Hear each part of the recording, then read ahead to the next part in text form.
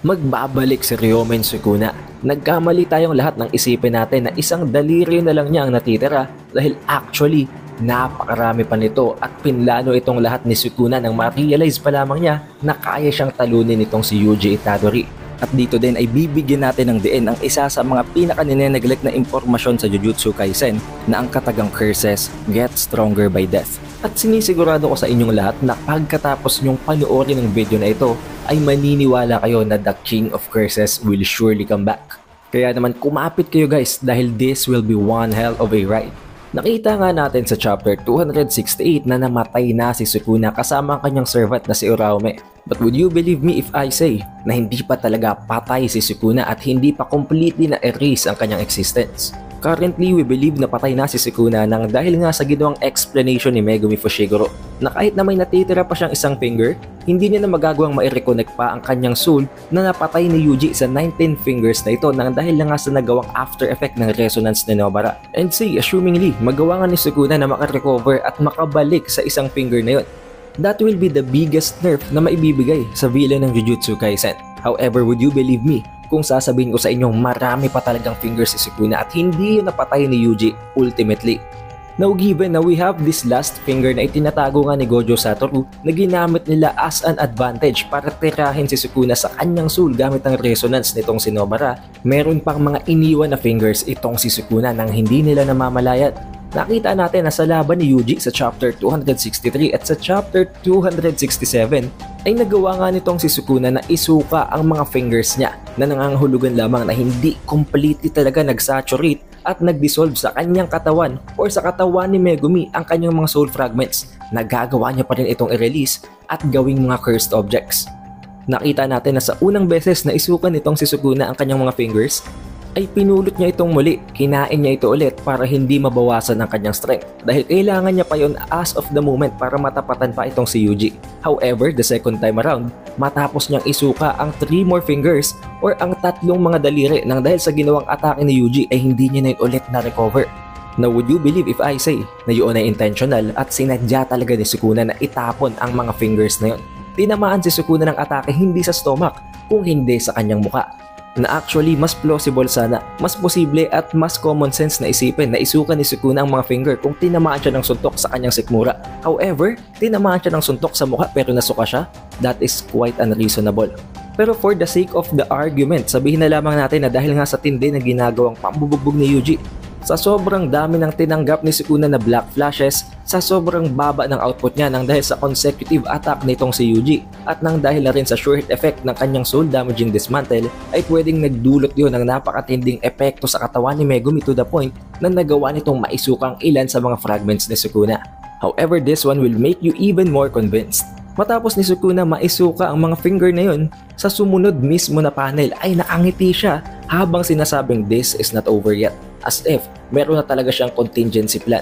Meron na siyang plano para makatakas sa napakatinding gipit na sitwasyon na pinagdadaanan niya. Although oo, nabanggit din sa chapter na yun na at that very moment ay hindi pa nawawala ng pag-asa si Sukuna dahil napansin niya na hindi na nga nagre-recover ang mga wounds nitong si Yuji at hindi na siya nakakagamit ng reverse curse technique sa kadahilan ng wala na siyang cursed energy at na-deplete na ito dahil sa paggamit niya at pag-deploy ng kanyang domain expansion. But the thing in that moment is, bakit hindi niya ulit pinulot ang mga naisukan niyang fingers? Bakit hindi niya ginawa ang ginawa niya previously sa nakaraang chapter nang pulutin at kainin itong muli para hindi mabawasan ang kanyang output? Seems very suspicious, right? Ngayon, nabanggit din itong si Sukuna bago niya isuka ang mga fingers sa chapter 263 na kapag nagpatuloy ang ginagawang atake sa kanya ni Yuji ay hindi niya nakakayanin at pwedeng at some point ay nakita niya talaga ang kanyang pagkatalo. Nasabi din niya na nagiging posible yun nang dahil sa ginawa nitong binding bow nang nagse-separate sa soul niya at ni Megumi Fushiguro. That might have been the turning point. Ang punto na kung saan ay na-realize ni Sukuna na hindi niya na maiiwasan ang death at ang pagkatalo kung hindi na siya gagawa ng isang plan B para makasurvive at para makapag-revive pa ulit at some point. At sa chapter 268 nga ay nakita nating magtikal ang katawan nitong si Sukuna sa katawan ni Megumi Fushiguro. Nakita natin doon ang kanyang distorted figure, ang kanyang itsura na para bang itsura ni Mahito na napaka nakakadiri. Subalit there is this one specific detail na hindi napansin ng karamihan maging ng iilan pang mga Jujutsu Kaisen content creators. At yun ay ang kaliwang kamay ni Sukuna. Ang natatanging parte ng katawan nitong si Sukuna na naiwan sa katawan ni Megumi Fushiguro nang hindi nag-breakdown, hindi agad nag-disintegrate at hindi para bang nagbalik sa normal na itsura ni Megumi ay ang kanyang lower left arm. Do you guys think this is just a minor error sa side ni Gege Akutami? Because personally and honestly I think not. Hindi gagawa ng ganito kalaking pagkakamali sa Gege Akutami. Surely, ginawa niya ito intentionally para mag-iwan ng hint. Para at some point na mangyari nga ang sequel, ang pagbabalik ni Sukuna ay may babalikan tayo na magpapakita kung paano siya nagluto. But you guys watching here are now already aware of it. Hindi nyo na kailangang magulat kung mangyari ang puntong yun. At kung tama nga ang hinala natin na ito ay lahat intentional, ito ay lahat parte ng contingency plan ni Sukuna, nangangahulugan lamang na may natitira pa siyang 9 fingers left. Una ay ang natitirang isang finger na ginamit nila para patumbahin itong si Sukuna. The other 3 are those na isinuka niya sa chapter 267 at ang nahuhuli namang 5 mga fingers ay ang naiwan sa kanyang lower left arm nang humiwalay siya sa katawan ng kanyang vessel na si Megumi. At isa din ito sa mga hindi gaanong nabigyan ng diin, ang binanggit ni Higuruma na curses get stronger by death, na parabang ang post-mortem din na nangyari kay Hisoka sa Hunter x Hunter na kung saan matapos nga niyang mamatay at mabuhay na muli ay mas lalo pa siyang naging mas malakas. At alam naman natin kung ano ang pinaka-paboritong series nitong si Gege Akutami. So the likelihood na i-pull off nitong si Gege Akutami ang isang stunt na tulad ng ginawa ng author ng Hunter x Hunter kay Hisoka ay hindi imposible at napakataas pa nga ng tsansa. Considering kung gaano katindi ang pagtangkilik nitong si Gege Akutami sa Hunter x Hunter to the point na ginagaya niya pa nga ang karamihan sa mga scenes nito. And now this might be very late para i-bring up pa ang bagay na ito, pero even at this point, hindi pa rin na-explain kung anong mga elements na nakita natin sa mga fingers nitong si Sukuna nang ipakain sa kanya ni Jogo ang mga fingers sa Shibuya. I really think na this has been planned by Gege Akutami at talagang mayroon pa itong magiging function at some point kung magbabalik pa siya.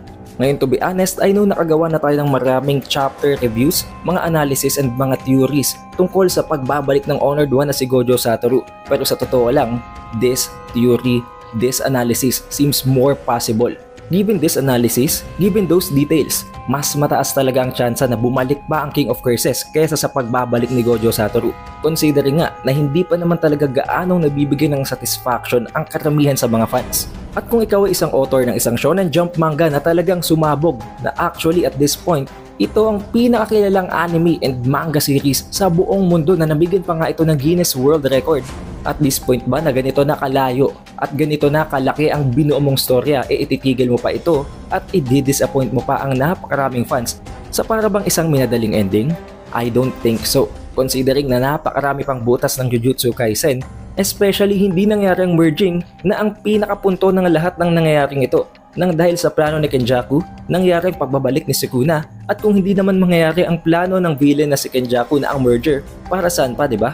It will be such a very huge waste at isa pa sa pinakakinaiinisan ng karamihan sa mga fans na nakikita ko rin sa mga comments nyo guys ay hindi nabigyan ng pangalan ng domain expansion ni Yuji Itadori na binild up ng napakatagal na nag-take up pa nga ng almost 280 chapters para lamang magamit niya. Also, hindi pa rin natin nakikitang gamitin ni Sukuna ang isa sa kanyang main weapons na ang Hit 10. Nabanggit na natin ito sa isa sa ating mga theory videos, subalit even at this point napatay na nga ang King of Curses, hindi pa man lamang niya ito na i-flex at nagagamit. Although oo, na-explain naman na nagamit niya lamang ang Kamutoke dahil sa tulong ni Yorozu at sa kanyang construction technique. Pero again, that is such a huge waste dahil napakadaming beses na ipinakita yun hindi lamang sa series ng anime kung hindi maging sa mga manga chapter covers pa. Now although hindi naman actually kailangan and mandatory pa na ipakita ang backstory ni Kenjaku, ang nangyari sa Heian era or sa Golden Age of Jujutsu na pakikipaglaban ng mga malalakas na Jujutsu sorcerers kontra sa King of Curses. Still again, that will be such a very big waste kung hindi yun mafe-feature sa serye. Dahil tulad na lamang ng pinaka-inaantay ng mga One Piece fans, I know at some point ipapakita ni Oda ang nangyari sa God Valley incident. But to top it all off, I know this is just a coping video para sa mga Sukuna fans and I don't wanna say na isa akong Sukuna fan dahil ginawa ko din naman to maging kay Gojo Satoru. At tulad na nga ng bukang bibig ng mga fans na ito ng mga namatay na karakter, we do not call this cope, we call this hope. But what do you guys think? Do you really think na ang natitirang 3 chapter para sa seryeng ito ay magiging sapat para tapusin ni Gege Akutami ang ginawa niyang napakagandang mundo?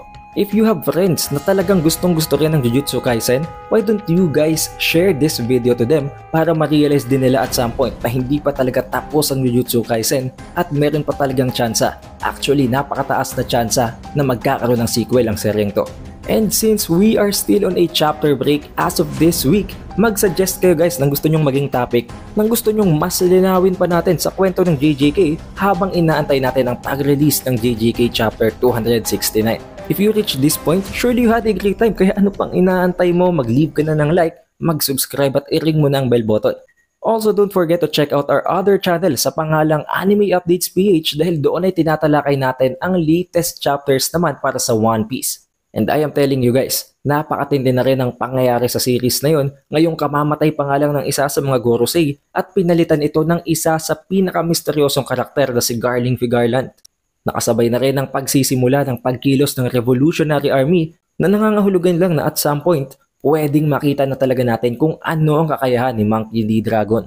Kaya naman kung mahilig ka din sa One Piece, bakit hindi mo pa isubscribe at i-ring ang bell button sa channel na yun? Dahil tulad ng ating JJK spoilers, updated din tayo sa spoilers ng One Piece sa channel na yun. But until then, I will see you guys on the next one.